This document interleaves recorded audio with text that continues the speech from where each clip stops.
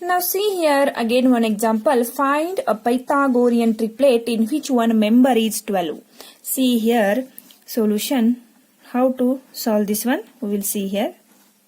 Solution. In this one member is 12. We have to consider 2m is equal to 12. Therefore, m is equal to, this will become division. Okay. 12 divided by 2. 2 ones are 2, 6. Therefore, m is equal to how much we got here? M is equal to 6 we got. Then, see, we have to find out m square minus 1. So, see here, m square minus 1 is equal to, m is 6. 6 square minus 1 is equal to 6 6 are 36 minus 1, that is 35. Then again m square plus 1. See, m square plus 1 is equal to, m square is 6 square plus 1, that is 36 plus 1, that is 37. So, which are the Pythagorean triplets? Therefore, this implies first one they given, see here, 12, 35 and 37 are the Pythagorean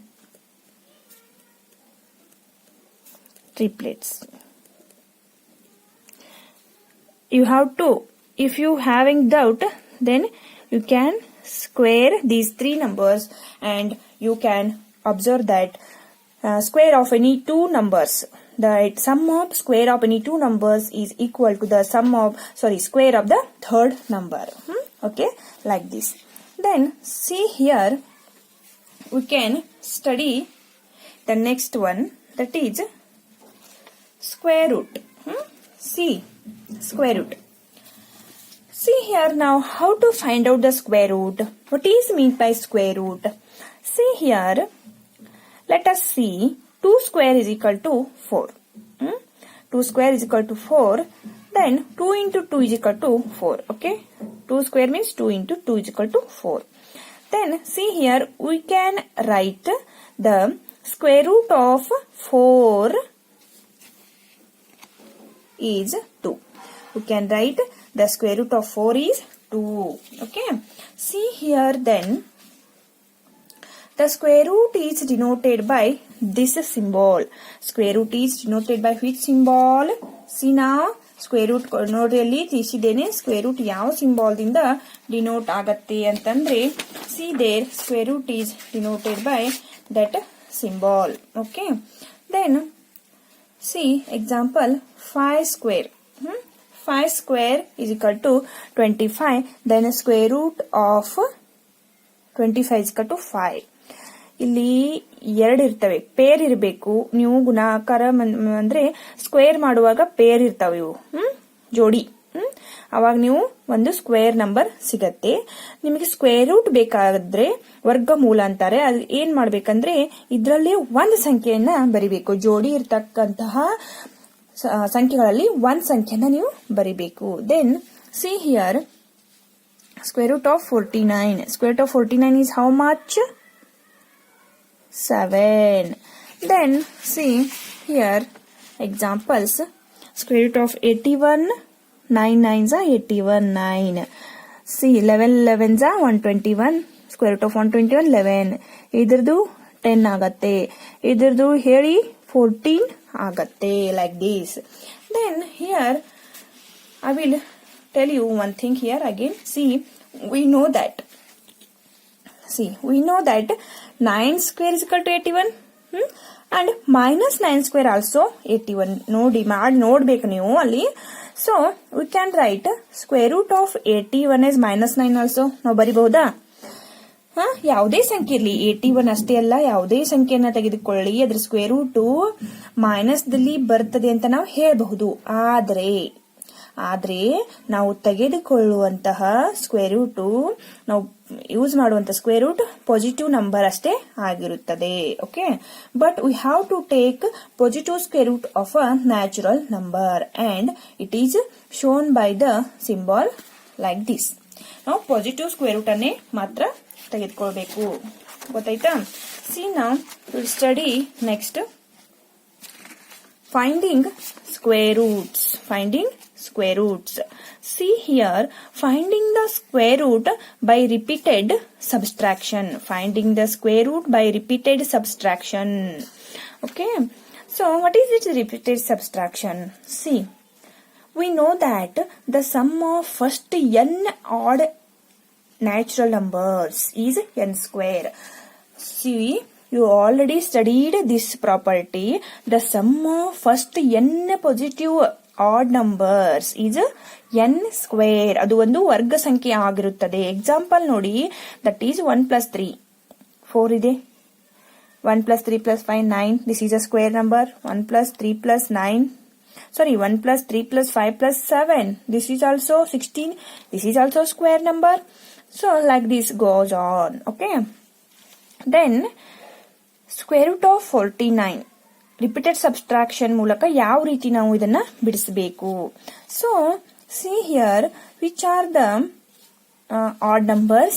1, 3. Which are the odd numbers? See here, I will write here 1, 3, 5, 7, 9, 11, dash, dash, dash, dash. ಇವೆಲ್ಲವೂ ಏನು odd numbers. See here, first step 49 ದಲ್ಲಿ ಮೊದಲನೇ odd number ಅನ್ನ minus ಮಾಡಿ 48 ಬರುತ್ತೆ. Next step ನಲ್ಲಿ 48 ತಗೊಳ್ಳಿ. 48 ನಲ್ಲಿ ಎರಡನೇ ಆಡ್ ನಂಬರ್ ಅನ್ನ ಕಳೀರಿ, 45 ಬರುತ್ತೆ. ನೆಕ್ಸ್ಟ್ ಮೂರನೇ ಆಡ್ ಬಂದಂತ ಆನ್ಸರ್ ದಲ್ಲಿ ಮೂರನೇ ಆಡ್ ನಂಬರ್ ಅನ್ನ ಕಳೀರಿ, 40 ಬರುತ್ತೆ. ನೆಕ್ಸ್ಟ್ ಸ್ಟೆಪ್ ನಲ್ಲಿ 40 ದಲ್ಲಿ ನಾಲ್ಕನೇ ಆಡ್ ನಂಬರ್ ಅನ್ನ ಕಳೀರಿ, 33 ಬರುತ್ತೆ. ನೆಕ್ಸ್ಟ್ ಅದೇ ರೀತಿ ಮಾಡುತ್ತಾ ಹೋಗ್ಬೇಕು. ಎಲ್ಲಿಯವರೆಗೆ ನೀವು ಮಾಡ್ಬೇಕಂದ್ರೆ ಆನ್ಸರ್ 0 ಬರುವವರೆಗೆ ನೀವು ಮಾಡಬೇಕು. 33 ದಲ್ಲಿ 9 ಅನ್ನ ಕಳೀರಿ, 24 ಬಂತು. 24 ದಲ್ಲಿ 11 ಅನ್ನ ಕಳೀರಿ, 13 ಬಂತು. 13 ದಲ್ಲಿ ನೆಕ್ಸ್ಟ್ ಆಡ್ ನಂಬರ್ ಅನ್ನ ಕಳೀರಿ, 13 ಇದೆ, ಅದು ಆನ್ಸರ್ 0 ಬರುತ್ತೆ. 0 ಬರುವವರೆಗೆ ನೀವು ಈ ರೀತಿ ಸ್ಟೆಪ್ ವೈಸ್ ಮಾಡ್ತಾ ಹೋಗ್ಬೇಕು. ಸ್ಟೆಪ್ ವೈಸ್ ನೀವು ನೆಕ್ಸ್ಟ್ ಒಂದಾದ ನಂತರ ಒಂದು ಬರುವಂತ ಆಡ್ ನಂಬರ್ಸ್ ಗಳನ್ನ ಕಳಿತಾ ಹೋಗ್ಬೇಕು.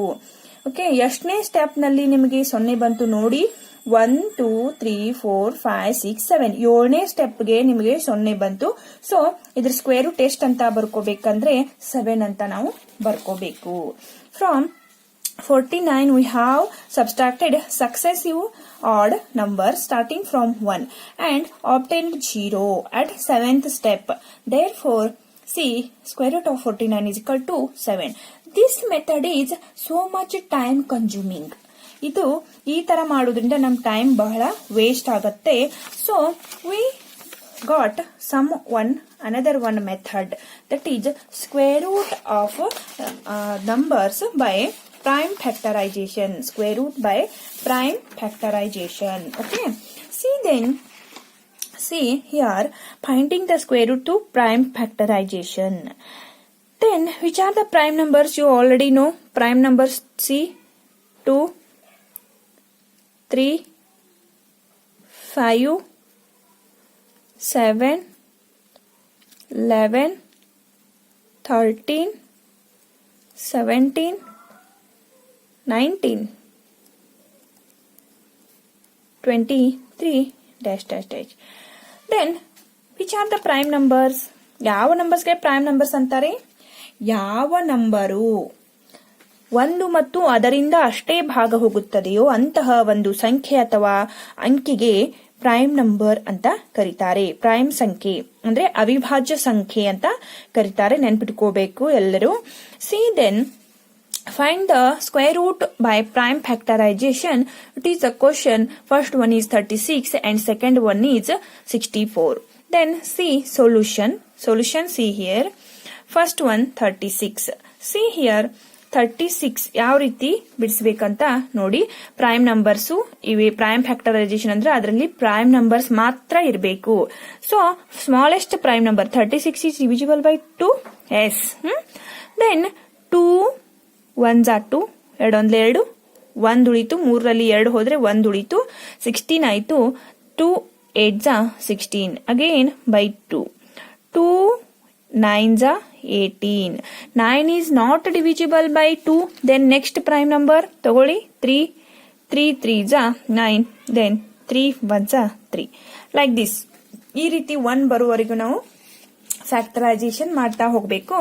So I will write 36 is equal to 2 into 2 into 3 into 3. Okay, then ನೋಡಿ ನಮಗೆ ಸ್ಕ್ವೇರ್ ನಂಬರ್ ಬರಬೇಕಾದ್ರೆ ಪೇರ್ಸ್ ಇರಬೇಕು ಅಂತ ಹೇಳಿದ್ದೀನಿ ಈಗಾಗಲೇ ನಾನು. 2 square into 3 square, this is 36. So square root they asked, so square root is equal to square root of this one 2 into 2 into 3 into 3. So square root ಬರಬೇಕಾದ್ರೆ ಎರಡು ಪೇರಲ್ಲಿ ಒಂದೇ ಬರಿಬೇಕಂತ ಹೇಳಿದ್ದೀನಿ. ಈ ಎರಡು ಪೇರಲ್ಲಿ ಒಂದು ಬರೀರಿ ಮತ್ತು ನೆಕ್ಸ್ಟ್ ಪೇರಲ್ಲಿ ಇನ್ನೊಂದನ್ನ ಬರೀರಿ. 2 ಇಂಟು 3 ಆಯ್ತು. So answer is 6. So square root of 36 is 6. Then next 64. See here I will write 64 also. Now I will solve. So 2. Smallest prime number 2 ದಿಂದ ಹೋಗ್ತಿದ್ರೆ 2 ದಿಂದ ಹೋಗಿಸ್ಬೇಕು ಭಾಗವನ್ನ, ಇಲ್ಲಂದ್ರೆ ನೆಕ್ಸ್ಟ್ ನಾವು ಪ್ರೈಮ್ ನಂಬರ್ ಅನ್ನ ತೆಗೆದುಕೊಳ್ಬೇಕು.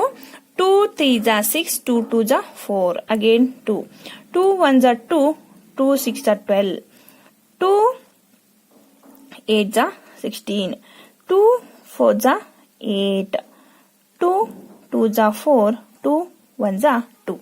ಲೈಕ್ ದಿಸ್ 1 ಬರುವವರೆಗೂ ನಾವು ಮಾಡ್ತಾ ಹೋಗಬೇಕು. Therefore I will write 64 is equal to 2 into 2 into 2 into 2 into 2 into 2. 1 2 3 4 5 6 6 ಬಂದಿದೆ ನೋಡಿ ಇಲ್ಲಿ. 1 2 3 4 5 6 ಎಣಿಸಬೇಕು. Therefore now square root of 64 is equal to, ಈ ಕಡೆನೂ ಸ್ಕ್ವೇರ್ ರೂಟ್ ಹಾಕಿ 2 into 2 into 2 into 2 into 2 into 2. Okay, then ಈ ಪೇರ್ಗಳಲ್ಲಿ ಒಂದೊಂದನ್ನ ಬರ್ಕೊಂತ ಹೋಗ್ಬೇಕು. So 64, 2 2s are 4, 4 2s are 8. What is the answer? 8. Square root of 64 is 8. Okay, like this we have to find out the square root by prime factorization.